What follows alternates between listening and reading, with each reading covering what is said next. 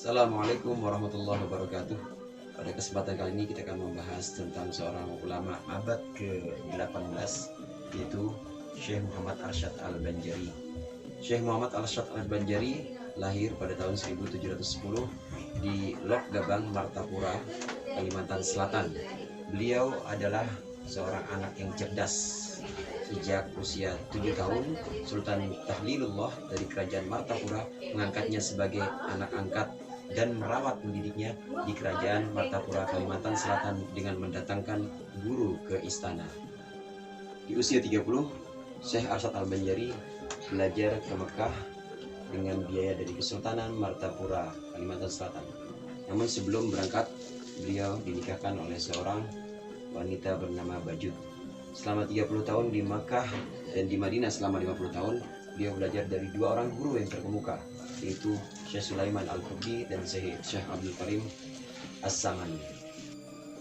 Belajar di Makkah, Syekh Muhammad Arsyad Al-Banjari akrab dengan tiga orang sahabatnya, yaitu Syekh Abdul Somad Al-Palimbani, Syekh Abdul Rahman Al-Misri Jakarta, dan Syekh Abdul Wahab Bugis. Seawalnya mereka bertiga ini akan kembali menimba ilmu ke Mesir, namun menurut gurunya Syekh Sulaiman Al-Qurdi, mereka harus kembali ke tanah air karena masyarakat membutuhkan mereka di sana. Sampai di tanah air, keempat orang sahabat ini menetap beberapa bulan di rumah Syekh Abdul Rahman Masri Jakarta. Syekh Arsyad Al-Banjari sempat singgah di beberapa masjid berikut ini, yaitu di Masjid Pekojan, kemudian di Masjid Luar Batang, dan juga di Masjid Jembatan 5 Jakarta.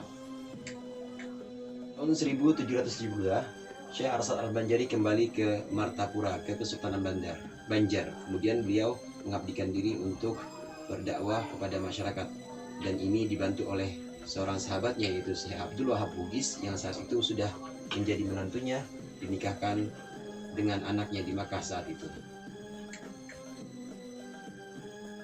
Di Martapura, Syekh Arsyad Al-Banjari tidak lagi tinggal di istana. Beliau meminta izin kepada Sultan Banjar untuk diberikan sebidang tanah.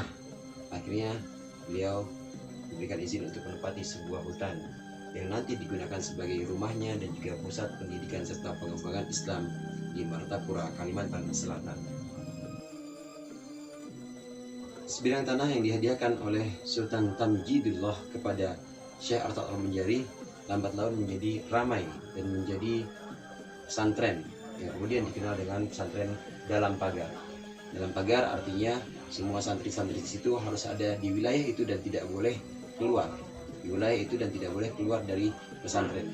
Sistem pendidikan ini di mana Syekh Arsyad Al-Banjari menempatkan musola, perpustakaan, dan juga santri-santri setelah kiai dalam satu wilayah, ini kemudian menjadi suatu yang baru di Kalimantan Selatan dan juga merupakan cikal bakal pesantren di Kalimantan. Selain itu, santri juga diajarkan untuk bercocok tanam dan keterampilan lain agar bisa hidup mandiri. Syekh Arsyad Al-Banjari juga berdakwah mengajarkan masyarakat desa dan kota. Ini menumbuhkan minat masyarakat Kalimantan untuk memperdalam dan belajar agama Islam. Di samping itu semua, Syekh Arsyad Al-Banjari juga mengusulkan untuk diberlakukan syariat Islam di Kalimantan atau di Kesultanan Martapura. Untuk itu perlu dibentuk lembaga kehakiman atau lembaga kekodian. Kodi yang pertama kali adalah anaknya, yaitu Syekh Muhammad Su'ud. Kemudian di generasi selanjutnya perlu juga dibentuk mahkamah syariat yang kemudian dipimpin oleh seorang mufti. Mufti yang pertama adalah cucu dari Syekh Arsyad, yaitu Syekh Muhammad As'ad Al-Banjari. Syekh Muhammad Arsyad Al-Banjari adalah ulama yang aktif menulis. Di antara karya yang terkenal adalah kitab Sabilul Muhtadin, yang merupakan sebuah kitab fikih menjadi rujukan di Nusantara atau di wilayah Indonesia, Malaysia, dan Thailand sekarang. Syekh Muhammad Arsyad Al-Banjari wafat dan dimakamkan di Kalampayan. Karena itu beliau juga dikenal dengan sebutan Syekh Kalampayan.